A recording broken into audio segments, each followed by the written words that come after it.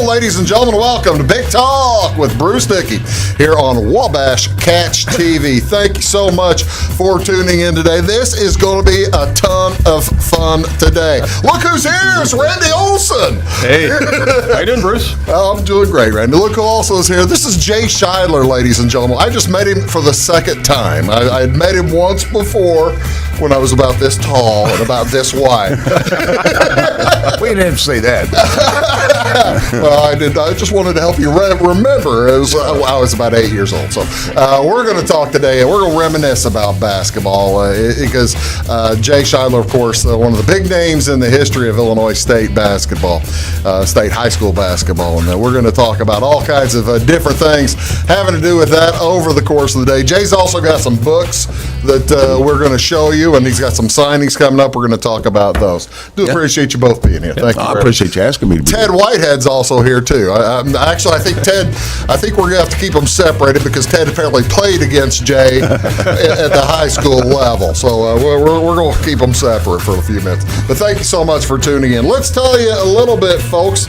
Now you're off camera. I'll tell you a little bit, folks, about what is going on in the area today. Of course, so we do appreciate you tuning in here on Wabash Catch TV, channel 100 or channel 98 if you're over in Salem, channel 3 if you're over in Salem. We're all over the place and also on YouTube. Thank you so much.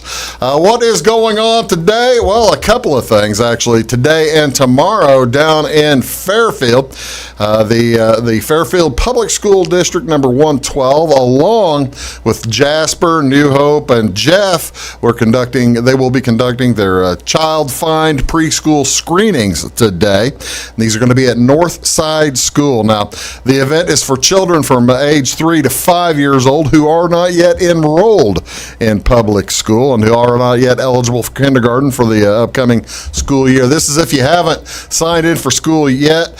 Screenings take about 45 minutes. Appointments, you should make an appointment or they may not see you. The appointment needs to be made so the children don't have a long waiting period. Give them a call at 842-6501 and to make an appointment to get more information. What else is going on today? Well, they were supposed to do this, I think, 2 or 3 weeks ago, and it was one of those days when it just poured rain down at Flora High School today at 10:30 a.m. Here by the way, this is Tuesday, May 17th. At 10:30 this morning, they are going to have pork burger sale going on. They're going to start trying to raise a bit of money for the Flora FFA. It's $4 for a pork burger or $5 for a pork burger, chips, and a drink. That's probably the cheapest way to go. Everyone is welcome. If you want to pre-order, email hspain@floraschools.com. That's hspain@floraschools.com. And like I said, proceeds do go to help the Flora FFA Flora chapter. What else is going on today nationally, ladies and gentlemen? This is National Cherry Cobbler Day. May 17th each year dedicates itself to the celebration of Cherry Cobbler Day for the delicious tart dessert that many folks enjoy with ice cream. In the U.S., cobbler refers to a variety of dishes consisting of a fruit filling, cherry being a very popular choice, covered with batter, biscuit, and a pie crust that is then baked. Some cobblers have both top and bottom crust. Cobbler, by the way, originated in early British American colonies. Due to lack of suitable ingredients and proper cooking agreement, English settlers were unable to make their traditional suet puddings, so they improvised by putting biscuits on top of fruit. So there you go. How about that? Enjoy yourself a cherry cobbler today. What else is today? Now, this one is kind of right to me. This is National Pack Rat Day. Each year on May 17th, this encourages folks to take a look at ourselves and see if you have any pack rat tendencies. A pack rat holds on to, collects, and hoards often unneeded items. And I gotta ask my guest here, through a basketball career as widely varied as you, I suspect you might have occasionally some clutter hanging around, or have you gotten rid of all that? Where's all your basketball stuff? I did get rid of some of the stuff, but I collect stuff, over the years I'll be at a reunion or something and get some more memorabilia. But I did get rid of some of the stuff, but I still got probably more than I need. Well, I feel the same way. I've probably got a ton more than I need to. So yeah, like I said, this is a good day to take a look at what you have going on. Do you really need your T-shirts from 1975? When was the last time you used that L wrench that came with the prefabricated entertainment center? So yeah, you don't need any of that stuff. Take a look through your stuff and by all means clear it out. What else is going on? Actually, this is all month long, and I didn't realize it. Ladies and gentlemen, May is National Salsa Month. It's a vibrant way to add flavor and color to any recipe. And did you realize, folks, that that salsa really did not come around very much until the mid-'70s in the United States of America? As mid to late '70s, it's kind of an invention of Mexican restaurants. So they just were trying to find out a way to make sure that folks enjoyed the meal. So how about that? National Salsa Month. It took about 15 years for it to pass ketchup as the most used condiment, as it blew by ketchup in 1992 by weight. So there you go. What do you want to see on TV, ladies and gentlemen? What's on TV today? Let's take a look. St. Louis Cardinals will be playing the New York Mets this evening. That's Steven Matz versus Taijuan Walker. It's a 6:10 on Bally Sports Channel 630. Doubleheader for the White Sox will be taking on the Royals at 1:10. Dylan Cease versus Jonathan Heasley, followed at 6:10 by, they don't know who's going to pitch in the second game. Pirates are at the Cubs. JT Brubaker versus the Cubs don't know who they're going to throw. That's on Marquee Channel 597. And on TBS Channel 632, it is Houston at Boston. Jose Urquidy versus Nathan Eovaldi. And in the Stanley Cup playoffs, round 2 getting underway tonight, ladies and gentlemen. Tampa Bay Lightning at the Florida Panthers on TNT, followed by the Blues at the Avalanche. Now the Blues, this round, they are no longer on Bally anymore. Sorry about that. They were on Bally for the first 3 weeks, but for the first round series, but they are no longer on Bally. Now it's going to be on national. So TNT go tonight. Blues. Go Blues. Go Blues. LGB. That's right. Let's go Blues. And finally, the NBA playoffs tonight will be Boston at Miami on ESPN Channel 601. This is Jay Shidler. That is Randy Olson. We're going to tell lots of stories and have some fun. You're watching Big Talk with Bruce Dickey here on Wabash Catch TV. We'll be back right after this. Stick around. When you want an honest deal and hometown service without the runaround, go to Lamont Chevrolet Chrysler in Fairfield. Let Gabe McGahey, Sheldon Bunning, Jeff Black, Dennis Downs, Matthew Rogers, or Caleb Dunn score the best deal for you on your next new or pre-owned vehicle. Parts and service departments with factory-trained technicians and express lane and state-of-the-art tire and alignment technology. Lamont always inspects your battery, antifreeze, wipers, and tires for free. We want you prepared for the open road ahead. Open 24/7 at LeMansOnline.com. You'll like the way we do business. Briscoe Surplus Sales on the northeast edge of Flora is your one-stop do-it-all shop. Looking for rugged boots and footwear from great brands like Lacrosse, Rocky, and Carolina? They're there. How about top-notch small engine parts and service? Briscoe Surplus Sales has it. Whether you're wiring your switches or switching your wiring, Briscoe Surplus Sales has the solution and the know-how to help you get the job done right the first time. Briscoe Surplus Sales, your one-stop do-it-all shop. At Clay City Banking Company, we're all on the same team, regardless of zip code. At home, work, school, or across the country, you can be part of our team with our cutting-edge mobile banking products. From your hand, you can check balances, transfer money, make deposits, and pay bills. Looking for a loan? We've got you covered with our mortgage, agriculture, commercial, and consumer loans. Join our team today. Clay City, Flora, Louisville, and Fairfield Banking Companies. We're the hometown banks, member FDIC, and equal housing lender. It is all things new at Zimdar's Heating, Air Conditioning, and Appliance Repair. We have a new line of heating and cooling equipment and new technicians. Our new equipment line offers 24 months free financing and excellent warranty coverage. Our experienced service technicians can provide you with quality service and repairs on all brands of HVAC equipment. Zimdar's has been serving Clay County and the surrounding areas for over 23 years. The employees of Zimdars are here to help, so call local and call Zimdars.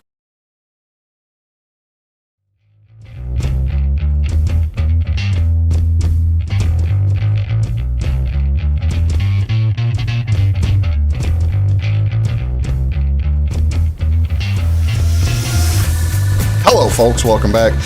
Big Talk with Bruce Dickey here on Wabash Catch TV. Thank you so much for joining us today. Randy Olson is down there. Jay Shidler is right here. And Jay, you had a long drive over here from Robinson, but I guess it's a little shorter than where you have spent the last 30 or 40 years. Just a little bit, yeah. No, it was just a little jump to get over here today, yeah. All right, Jay. Now you have a widely varied past. You played all in the basketball field. You played for Lawrenceville. Mm-hmm. For 4 years. Did you play much as a freshman? Or did Coach didn't play much at all as a freshman? I didn't know if we had a nice team. We had some good veteron you had guys, so I set the benchmark. You had a nice team. We'll get to those teams in a little. They were okay. You did that, and then you went to play at UK. What did you do after UK? I know you got drafted. I did get drafted by the Bulls, Chicago Bulls, the 9th round. I think I was 186th player chosen. So at least I wasn't Mr. Irrelevant. How was camp? Camp was interesting. There was 22 guys in what they called rookie free agent camp. Yeah. There was 22 players in camp fighting for 2 spots. Wow. And they had that year. They had their number 1 pick was Ronnie Lester out of Iowa. Oh yeah. And he wasn't at camp. He had blown a knee out. Oh, okay. And he wasn't even at camp. So they were probably saving a spot for him eventually. Yeah. Too, right? And Sam Worthen from Marquette was their number 2 pick. Okay. And he was at camp. And then, when it was all said and done, they ended up signing those 2 guys. Yeah. Basically because it was their number 1 and number 2 pick. Yeah. They did sign Ricky Green for on a 10-day contract. Ricky Green ended up a pretty good career. Yeah, he was with the Bulls maybe a year and a half, and then finished at Utah. He played there probably 9-10 years. Yeah. So he was a great player. But okay, so then after that, you decided you still wanted to play some. You went overseas. Yeah, just by happenstance. I was living in Lexington and get a phone call one day. And it's the coach of this team in Edinburgh, Scotland. Okay. Looking for players. Was he an American guy? Yeah, he was from Winchester, Kentucky. Oh, really? Yeah, 15 miles outside of Lexington. Wow. Coached at Elon College for a little while. Okay. But he invited me to come over to Edinburgh for a tryout for the owner of the team. And I went, and there was a kid from Louisville, played at Virginia. I think his name was Tony Gates, I think. Okay. He was there. And a couple of guys from Eastern Kentucky, we all went over for the tryout. And after the week was over, I rode to dinner the last night we were there with the owner of the team, and he offered me a contract. And I decided to, You decided you wanted to play a little basketball. Yeah, this was in 81, 82. So that's pretty cool. You're still playing basketball. I mean, you're playing professionally, and people are paying you to play a game. Yeah, I figured, what the heck. Do that as long as you can. I'll never get a chance, to do something and see the world on somebody else's dime, Absolutely. So, okay, so you did that for a while, and you enjoyed it, I presume? I did. Until you couldn't make another team, or did you quit on your own terms? I guess I got a little homesick, and the coach was I wasn't really getting anything out of being there. Not that you're supposed to at that age, I guess, 23, 24, and you're getting paid to play. Yeah. But it wasn't a good atmosphere, I guess. I'll leave it at that. For you, yeah. I wanted to stay, just not with that team. I asked the owner, if you didn't want to trade me or something, but he didn't want to do that. So I just came back. Was there a culture adjustment for you? A culture change? There was. Of course, they speak English, but they talk real fast, and the Scottish brogue accent. It was kind of hard, and the slang that they use, totally different. So it was kind of hard to get used to some of that. But it was. I had a great time over there. So then you come back and you jump into the business world. Tried to. Like all of us out of college trying to get into the business world. Yeah. That can be fun and that can be no fun, can it? I kicked around a little bit. Worked. I think the first job after I came back, I was a bouncer at a bar. No kidding. A discotheque. Which one? In Lexington? In Lexington. It's a place called the Library. Okay. You know, that was how you. A discotheque. Yeah, it was a disco. Yeah. You know. Jay, you were 6'1". What's that? You were 6'1". Weren't the other bouncers a little bit bigger than you? They were. They were. But I worked my way into bartending. Okay. I was there for a couple of years. Yeah. And then they opened up an ice rink that had a couple of basketball courts attached to it. Oh, really? Yeah. And so I went over there to be the volleyball and basketball director. Did you hustle people? Not really. Not really, no. No? No, that's not me. Well, good. I didn't think it was. I worked out a lot. I mean, it was kind of slow, so all I had to do was basically all day long was shoot around in the gym, so that's what I did. Well, that's I a fun way to... Stayed in pretty good shape. Yeah, I'll and bet. ran some camps and ran some leagues. Well, so no, that's cool. All right, so you've been doing this for a few years, and and what made you decide you wanted to write a book? Well, it hadn't really been in my mind, but I just kept hearing from friends of mine who would hear snippets of stories that may have happened or this and that, high school, college, whatever, and almost to a man, every one of them would say, "Dude, you need to write a book."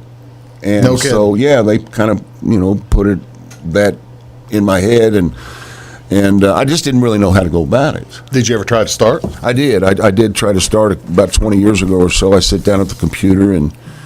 That lasted about 4 days. I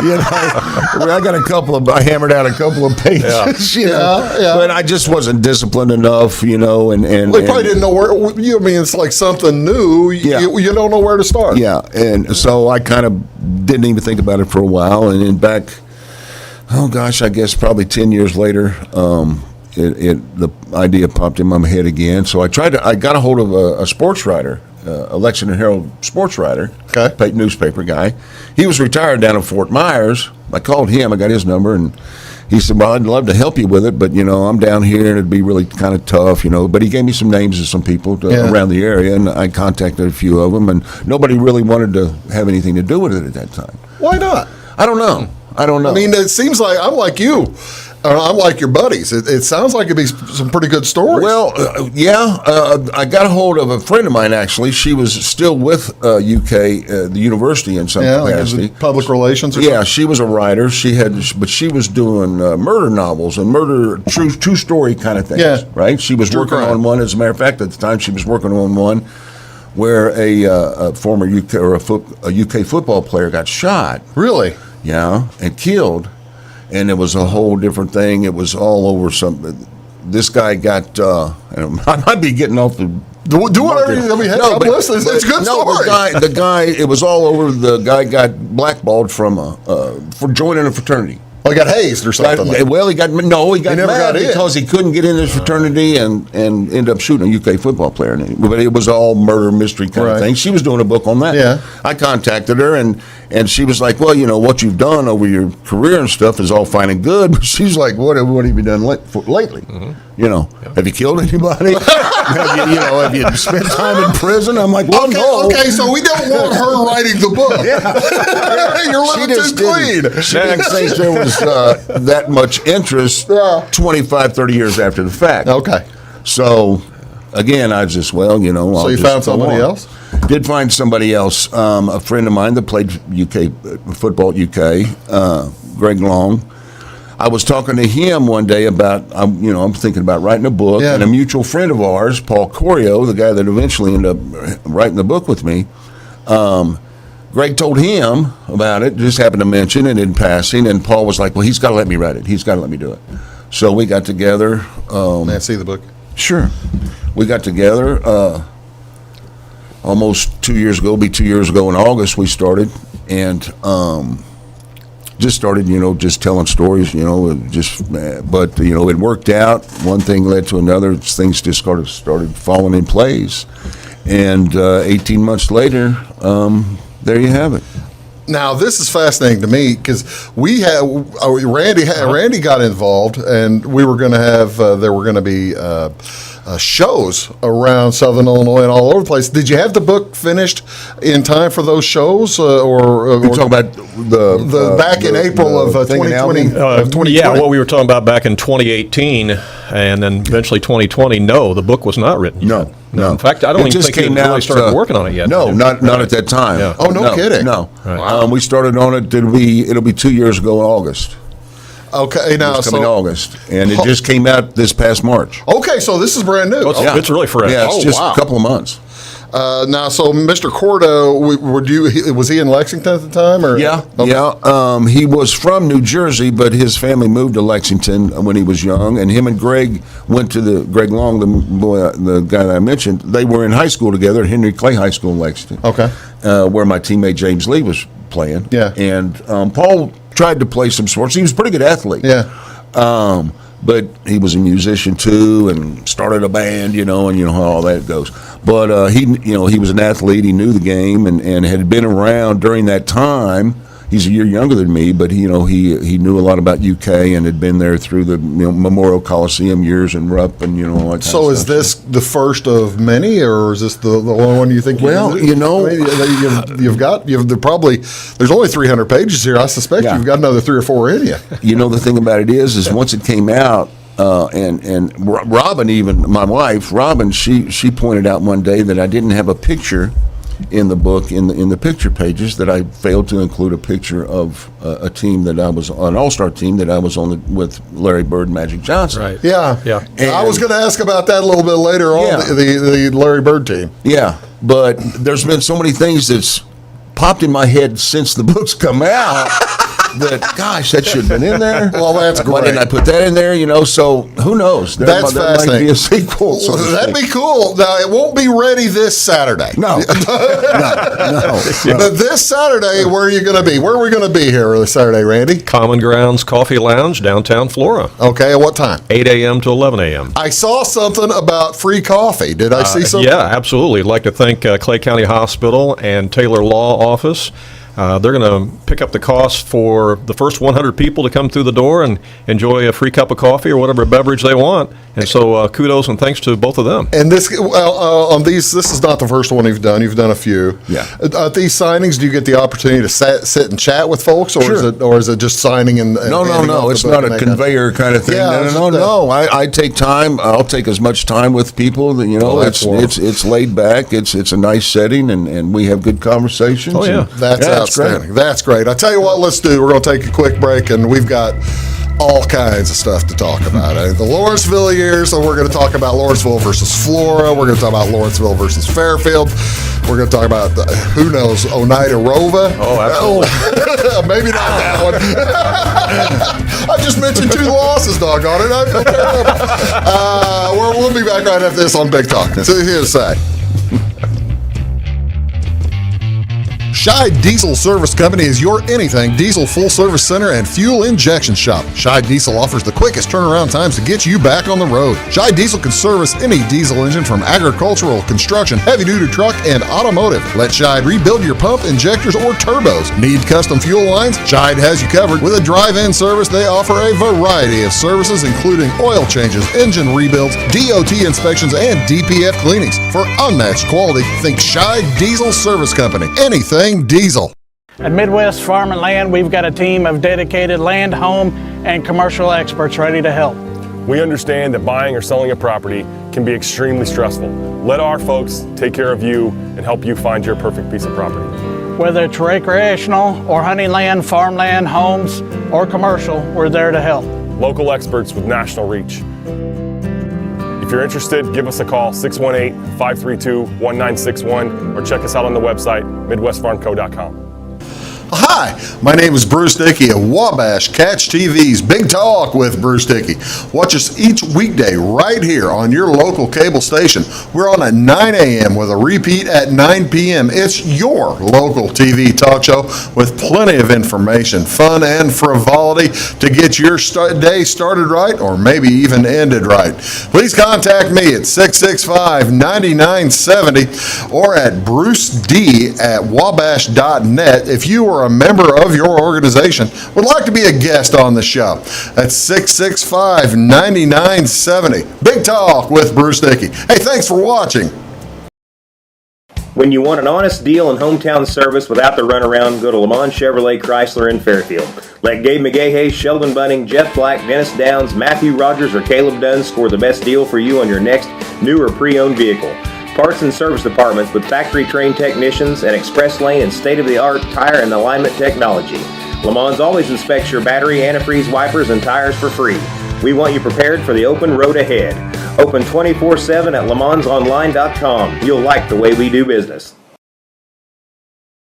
Get ahead of the game at Carter Athletic Academy, where the goal is to transform you into the best young athlete you can be. Train for top performance in football, volleyball, soccer, baseball, and softball. Professional private lessons and clinics are always available with Carter Athletic Academy's expert training staff. Carter's exclusive Hit Track system brings skill development as well as exciting gameplay to batting cages. Plus, the Academy is the perfect spot for your special event or celebration. The Carter Athletic Academy in Fairfield.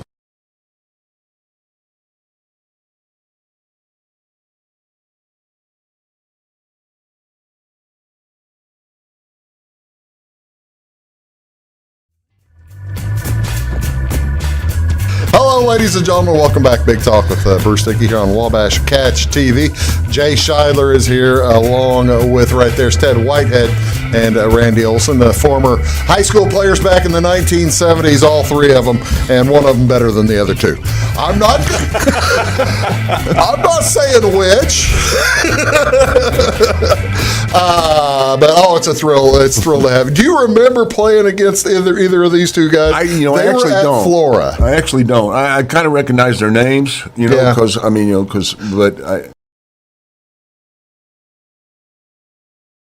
Boys, do you remember playing against Scheidler? Very well, very well. Absolutely. Yeah. How? What do you remember that, Ted? Well, and I think Randy and I has talked about this. I was about the sixth or seventh man off the bench, but I can remember. Move that to him a little bit. I just named the starters: Andy Knapp, Bob Pearson, Charlie Krutzinger, Darrell Boyer, and I remember in practice we ran a box and we were practicing a box of one to run I bet you Jay. He probably faced all kinds of junk defenses, didn't you? all kinds. yeah. Yeah. And dude. Coach Toller, who was a great basketball mind and was respected in the conference, I remember someone telling him at a halftime, Coach, the boxing one's not working. Because Jay was just lights out. I mean, and it wasn't from the top of the key. When he stepped across the half line, he was going up with it. And it'd be nothing but net. But, and one other thing, and not to get off course here, but Randy and I talked about this.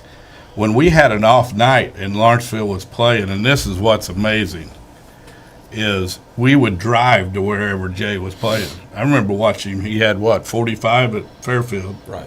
It's 55. Yeah, 55. Yeah. 55 at Lawrenceville, 55 at 45 home. at Yeah.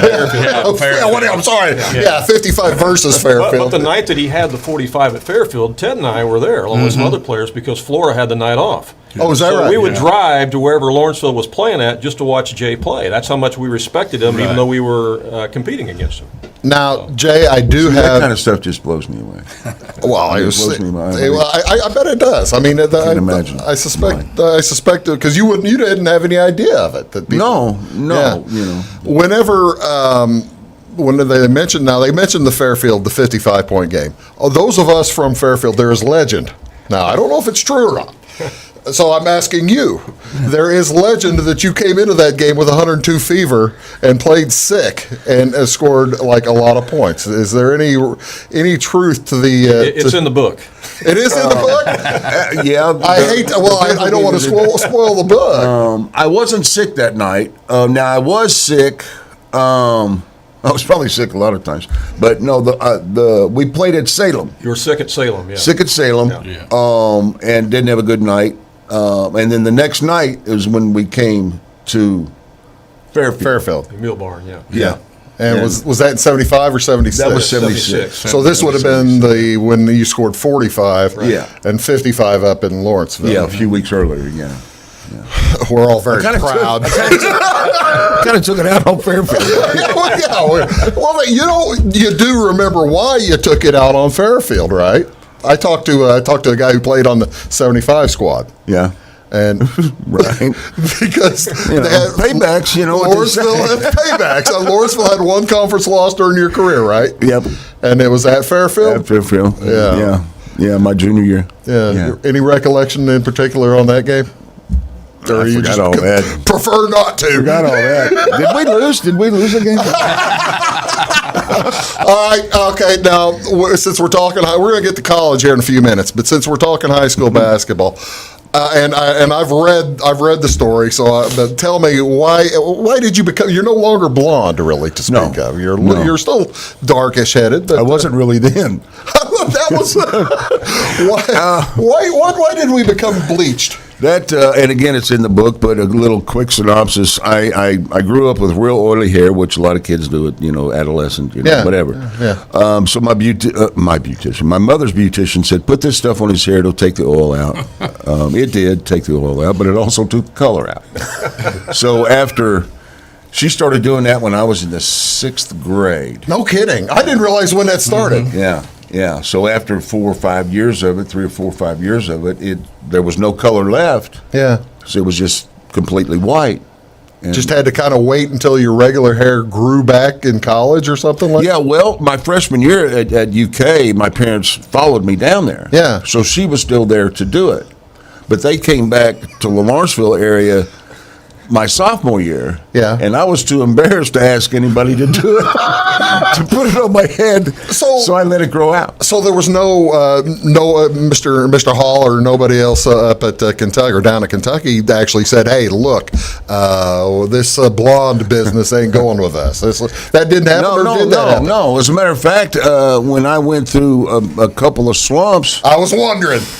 Joe B suggested, "Hey, you think you ought to dye your hair back?" I'm like, no, it's not the hair. I'm not Samson. I'm not Samson, Coach. It's not nothing to do with the hair.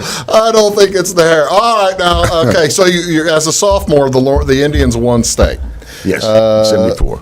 In 74. Yeah. In your 8th grade year, they won state as well in 72. That was the first year there were 2 classes. Yeah. And then in 76, got beaten in the semifinals, right? Mm-hmm. What is your... I don't know, I would say fondest or strongest memory of playing in Assembly Hall?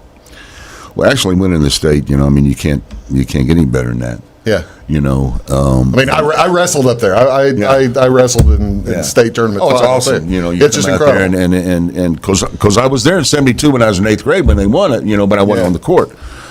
74 running out on the court, in the Assembly Hall. I mean, it's the Mecca at that time, for Illinois high school basketball. So, and it was great, and we had a great team, and was fortunate enough to win the championship. 76, we probably should have won it. A couple of calls go here and there against Rova, in the semifinals. I missed a couple of free throws that hurt us. I got called for a goaltending in the game that I know was a clean block. But, that's great. A call here and there, and we would have been in the finals, and I think we could have beat Mount Pulaski. But, hey. Well, Mount Pulaski was one of at that time they were, they went to state a half a dozen out of 8 years or something like that. They were one of the juggernauts. But time passes, and you're still clearly not bitter at all. No. The thing about it, though, Bruce, had there been a 3-point line in 1976, I mean, who knows how many points Jay would have scored. And I clearly think that Lawrenceville would have been state champions in 76 because most of his shots came from well beyond where the arc would be. So, those games where he scored 45 and 48 up at Champaign in that state tournament, he would have been 60 or more. Jay, why were you shooting further out than everybody else? Because you had the ability to jump higher than most of the players that you were playing against. You could have gone to 10 feet as opposed to 25 or 30 feet. Yeah. Why do you think you were shooting for? Because it was different from everybody else was doing at that time, even in the pros. The first pro that you remember doing that would have been like JoJo White or Nate Archibald or something like that. That's a very good question. I don't think I've really been asked that particular question as far as why did I shoot from that far out? Because I grew up playing against older kids. And with my brother being 6 years older than me, and I hung around his buddies a lot more than I did guys my age. Yeah. And playing with them, I didn't have any business going inside, and I had to learn how to play against stronger and bigger and tougher guys. So I guess it just, it just fell into, I'll shoot it from out here, instead of trying to get inside. And I shot a lot, growing up. I mean, I was always if I wasn't playing baseball or anything, like that, of course I did a lot of that. But, when I had time, I had places close enough to where I grew up where there were courts, and I would just go by myself and just, I don't know, I always did that. I don't know, it just came natural. There you see one of the bombs you're shooting there against Oneida Rova. That in that picture, before we take the next break, are either of you two in the Flora shot there, Randy? That's Bobby Pearson. Excuse me, Randy. That's Bob Pearson guarding Jay there. Trying to. Yeah. And of course that 54, I think that's Charlie's back, right? Charlie Kretzinger. And I think Mike Wood's in there. Yeah.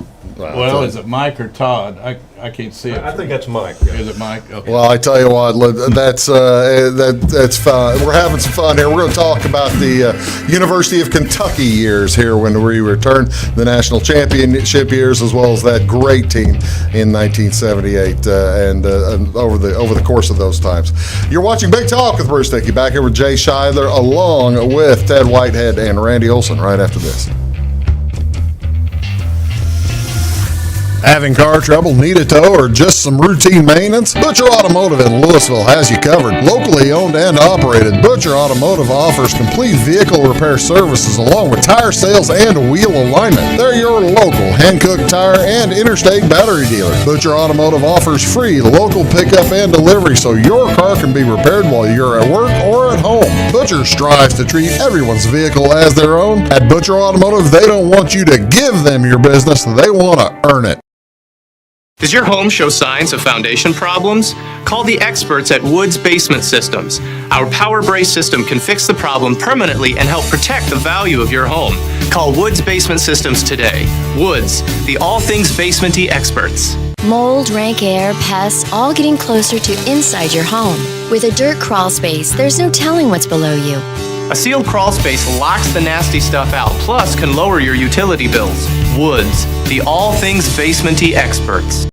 Residents of the Clay County and surrounding area have relied on Clay County State Bank for sound professional service for over 100 years. With convenient lobby and drive-up hours, we are ready to serve you Monday through Saturday. We appreciate all who bank with us, and we look forward to the opportunity of working with anyone who is looking for a community bank to help with their financial needs. Give us a call at 665-3314, visit us online, or stop by and see us on the square in Louisville to experience our friendly personal service. When you want an honest deal and hometown service without the runaround, go to Lamont Chevrolet Chrysler in Fairfield. Let Gabe McGahey, Sheldon Bunning, Jeff Black, Dennis Downs, Matthew Rogers, or Caleb Dunn score the best deal for you on your next new or pre-owned vehicle.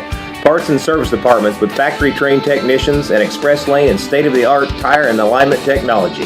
Lamont always inspects your battery, antifreeze, wipers, and tires for free. We want you prepared for the open road ahead. Open 24/7 at LeMansOnline.com. You'll like the way we do business. I thought I'd lost my business in that fire, but my agent was there before the flames were out. He said, "Together, we're going to rebuild." Our employees depended on it. My independent agent and auto owners made sure we didn't skip a beat. I mean, we didn't miss a single payroll. For whatever lies ahead, we're always there. Auto Owners Insurance. North Wayne Insurance Agency in Flora is your local independent auto owners insurance agency. So yeah, whoops. Hello, ladies and gentlemen. Welcome back to Big Talk with Bruce Dickey here on Wabash Catch TV. Thank you so much for tuning in here today. Down there on the end, Randy Olson, Ted Whitehead in the middle, Jay Shidler here beside me. Jay is the author of this book. It is The Blonde Bomber, A Ride with Shide. Who calls you Shide? Does everybody call you Shide? Us down here don't call you Shide? All my teammates in high school call me that. Is that right? And of course my brother calls me that. Yeah, most everybody from around Lawrenceville, yeah. It's everybody I've talked to who's read it. It's a great read. It just came out last month. I haven't seen it, ladies and gentlemen. I will read it, but I've got friends who went to Fairfield and bought it a few weeks ago and have read it, and they think it's a great. They think it's a lot of fun. Read, it's a good, fun read. Okay, I got to ask, why did you go to Kentucky? I mean, did Illinois recruit you? They did. Not real hard. It was you were kind of caught in the middle of an administration change there. Weren't you? Lou Henson wasn't there yet, was he? Henson was there. So I kind of figured it was Bartow trying to recruit you. I can't remember how many years. It was just 1 or 2 maybe when Bartow left. I'm not really sure in 75, 76. But Henson was there. Yeah. But they didn't really recruit me real hard. No. Indiana recruited me real hard. See, now they would have been, Indiana and Kentucky were both top of the line, right? Then Indiana was coming off of their undefeated season. Yeah. And of course, Kentucky the year before lost in the finals to Johnny Wooden and UCLA in his last game. So why Kentucky? They just, when they started recruiting me, and especially my recruiting trip, I was familiar with them growing up. I don't know if it was in this area, but we were familiar with them, on delayed telecast. Yeah, we had the 10:30 every Saturday night. Channel 14, man. Yeah, I would watch a game, and was kind of familiar with their program. Wasn't really thinking about going there or anything, but they showed up and started recruiting me, and I made a visit down there, and they just, they just showed the world to me. How did that work at the time? And does it? You may not know if it still works like this now, but was it just an assistant coach that came up to watch, and then you'd go down to meet Joe B, or did Joe B Hall come up, or how'd that work? It kind of went in segments. The first guy that showed up was not a coach or anything. He was just a recruiter, so to speak. His name was Jim Long. Okay. He showed up at Lawrenceville High School one night at the game and introduced himself, told me where he was from and everything, and then eventually I started getting calls from Coach Parsons, who was assistant coach, and Leonard Hamilton, who was an assistant coach, and they finally came to a game in Lawrenceville. All of them did, and made 2 or 3 trips. I think they went on the road and watched us a couple of times. But I made the recruiting trip down there. Basketball season was over.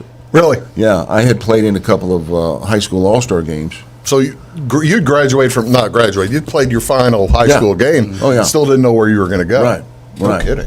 Yeah, and I went down there and my family, my mom and dad and I, and they just showed me around town. And Rupp Arena wasn't finished yet. It was being built. It was, but there was no seats in it. Right. And so this is where you go to play, and we're going to build $1 million home for the players to live in, and we're going to make it an overseas trip while you're here, and blah blah blah. And that's pretty good.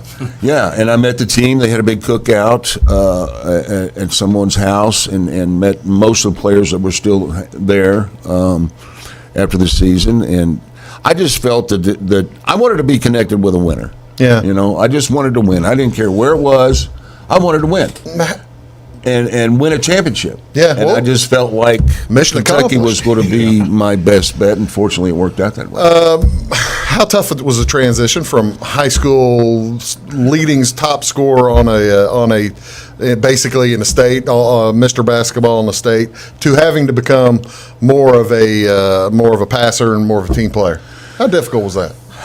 It may sound odd, but it really wasn't difficult for me. Really? Because I wasn't expecting anything. Yeah.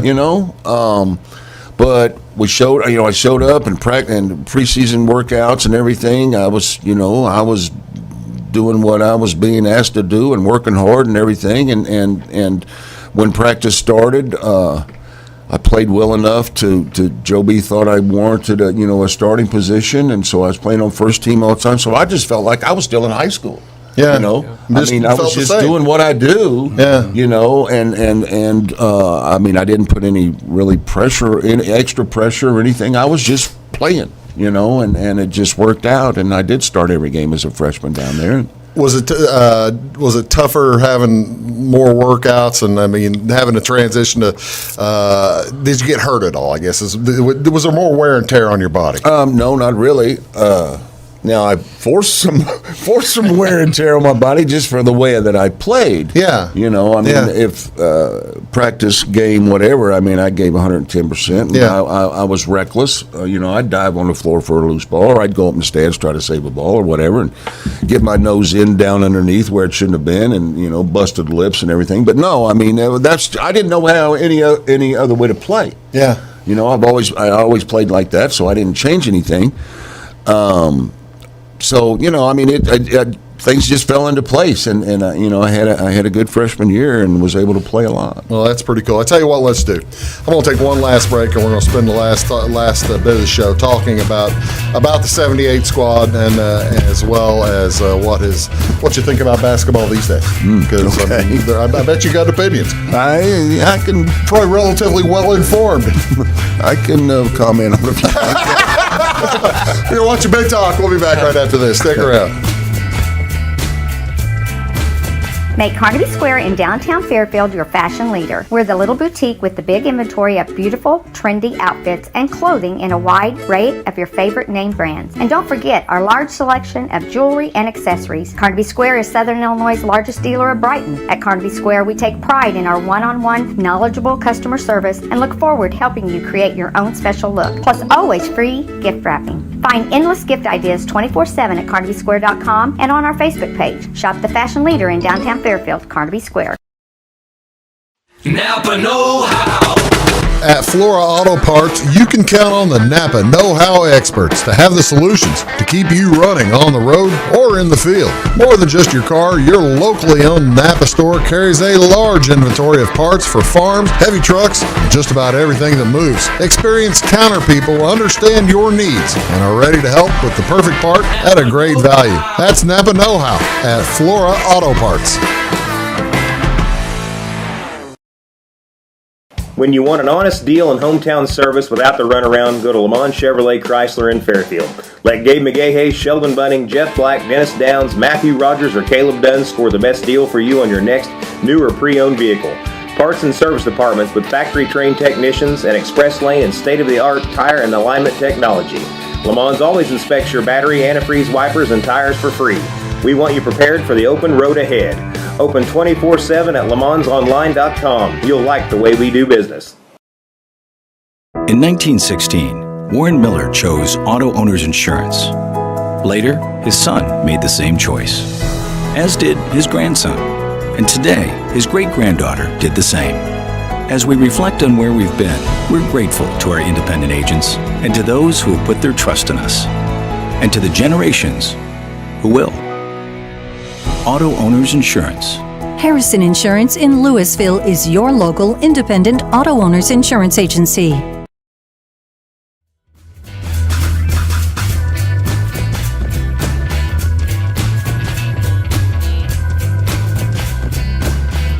Hello, ladies and gentlemen. Great player. Yeah, he was.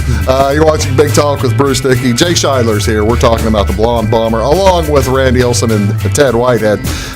They have been setting up there's a book signing at Common Grounds this Saturday, the 21st.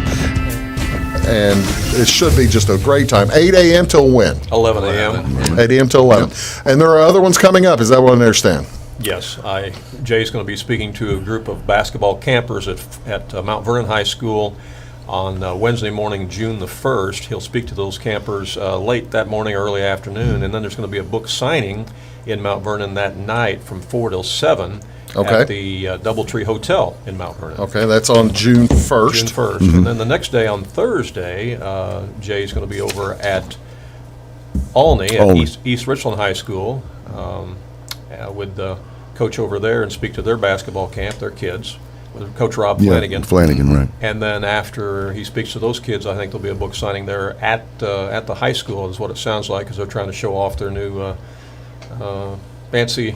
They've renovated. They got a brand new high school. It's very nice. Basically, it's a really nice setup. 1978 was a magical year, wasn't it? 77, 78, all year long. Oh, absolutely. Absolutely. Truman Clater started. He started with you as a freshman, right?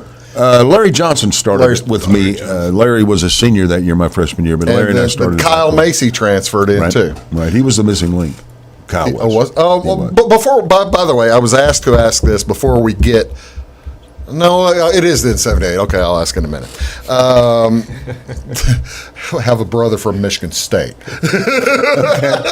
I'm going to ask about magic. What was the biggest thrill of the entire run, or can you narrow it down to just one? The entire 1978 year. Yeah. The biggest thrill. Well, cutting the nest down was the biggest thrill, but it was just that team was so focused because we should have won it the year before. Yeah. In 77. When 77 was Marquette. Marquette ended up winning it, yeah, and Marquette beat us in the Mideast Regional Finals. Right. To go to the Final Four. Because we had a good enough team, but... Were you guarding Butch Lee? No, I didn't. We didn't play Marquette. We got beat by North Carolina. Oh, I'm sorry. I misunderstood you. Yeah. Okay. I guarded Phil Ford until he got hurt, and then he went out of the game, and John Keister, I think was his name, came in and filled in and hit 7,000 free throws against us. But anyway,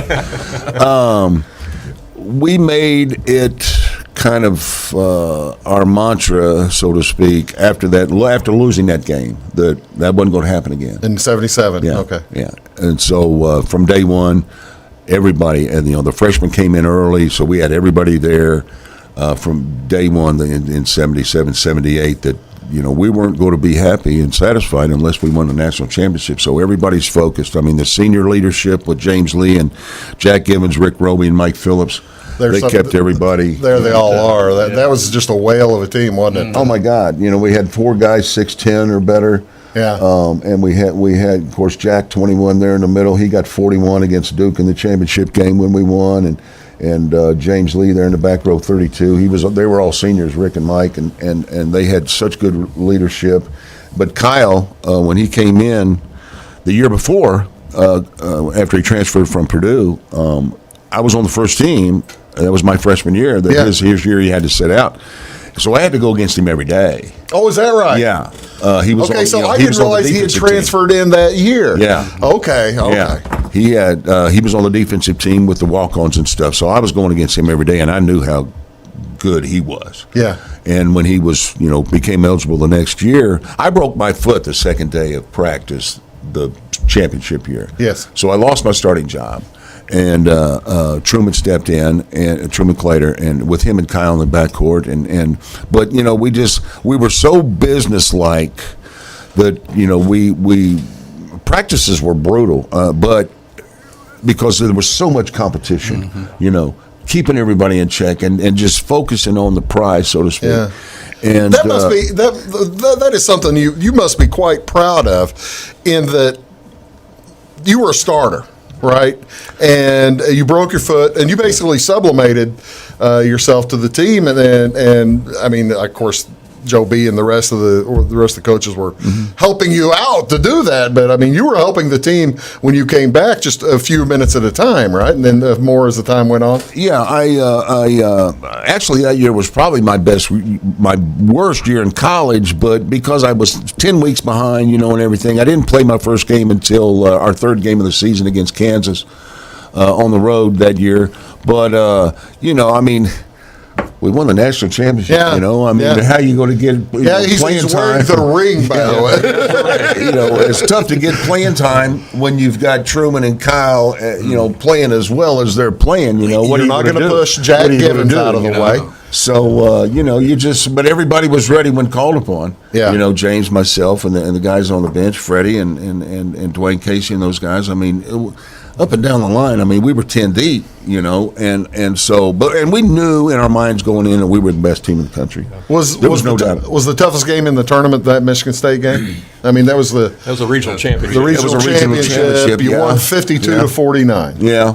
Well, actually, the first game of the tournament that year, we played Florida State. We were down 9 at halftime. Oh, is that right? And playing really poorly, and that's when Coach Hall decided to make a move at halftime that everybody thought he'd lost his mind. He set Rick Roby, Jack, and Truman to start the second half. He set 3 starters out and started LaVon Williams, who was a sophomore with me, Dwayne Casey, who was a junior at that time, but really didn't get a whole lot of playing time, and Freddie Cowan, who was a freshman. Yeah. Started the second half against Florida State. But it was a genius move. Because they were fresh, weren't they? They were fresh, and like Coach Hall put it, after he was talking to interviewers after the game, he said we just needed somebody to come in and play defense with urgency. And those guys were probably, number one, scared being out there. Yeah. With the pressure. We're down 9 at halftime, and he's throw these new guys out there, but that's all we needed, and got the thing going, and then the starters came back in, and we ended up winning by 9. So, but Michigan State was definitely tough. What was your what? Give me an impression of not a voice impression, but what were your impressions, Joe B. Hall? Coach was, he was a good coach. We had our moments, be honest with you, but I think we had mutual respect for one another because of the way I played and gave it my all the time. We didn't always see eye to eye on a lot of stuff. He was from here to here different from Felling. Yeah, I was going to say compare and contrast Ron Felling and Joe B. Hall. It's two different worlds. And I think that Coach Hall, of course, I knew what Coach Felling's motivation was, for me. Yeah. And I just think Coach Hall kind of went about it a little different motivational style, so to speak, which I couldn't fall into, I suppose. Well, I just wasn't used to that. I needed something different. It took a little time for you to get the hang of Coach Hall. I needed something different, but I mean, he was good to me. But I didn't go there. Maybe I shouldn't say that, but I didn't go there to play for Coach Hall. Right. I went there to play for the University of Kentucky and win a national championship. It could have been anybody coaching. Right. Well, that team, you hate to say it, and I'm going to. You might have been able to win the national championship with any coach there. Do you think? Is that possible? With that team, yeah. With that team, yeah. You could have traded with Denny Crum down the road or something. Yeah, like that. because like I said, even in preseason when we never practiced more than an hour and a half at any given day. Wow. We didn't have to. The guys, the leadership, and the team, and the talent that we had on the team, we didn't have to go over anything twice. Mm-hmm. We didn't have to do anything else, And after an hour and a half, Coach would blow the whistle and say, "Well, see you tomorrow.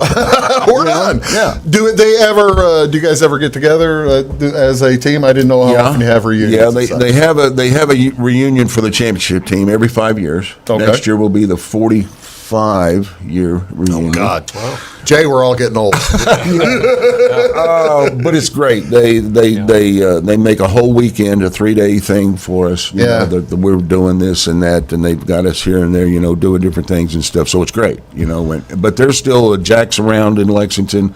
That was what I was going to ask you. Yeah. Everybody from that team has been relatively successful in life, haven't they? They have. Yeah. They have, and there's still a few left in Lexington. Of course, I'm not anymore. Yeah, you were for a while. Yeah. But there's Kyle's there, Jack's there, LeVon Williams is there, James and Rick are in Louisville. So, there's times where we get together outside of the reunions, but they go all out for us every 5 years. How are you spending your time now? Well, I'm married again. I've just married my wife, Robin, in Hi, Robin. last July. Robin's our studio audience today. She really hasn't applauded nearly as much as we know. I'm surprised she's not booing. She's not booing, so that's cool. But no, we were high school classmates. Oh, no kidding. She was a year behind me in high school. I played ball with her brother, Danny, and she didn't really. I didn't know. I probably didn't say 2 words to her the whole time we were in high school. Didn't really know her, but back a little over a year ago, it was a year yesterday, I think. How about that? We kind of connected on Facebook. Congratulations on your the semi-anniversary. How's that sound? Yeah. I just thought of that just now. But we messaged back and forth on Facebook here and there, and one thing led to another. I came up and visited, and she came down there. And last July 22nd, we got married, and I live in Robinson now. She's a retired corrections officer. I'm telling you, I'm trying to get you to shut up, Jay, so I can finish the show. Thank you so much. She's my wife. I know. She deserves to be talked about. That's exactly right. Hey, there again this Saturday. Anyway, that's right. This Saturday at Common Grounds in Flora. You want to be there? You want to get the book? It's a good book. You'll really enjoy it. Thanks so much for watching Big Talk, and thank you so much, guys, for being here. Appreciate it. Thank you, man. See y'all next time. Have a great day.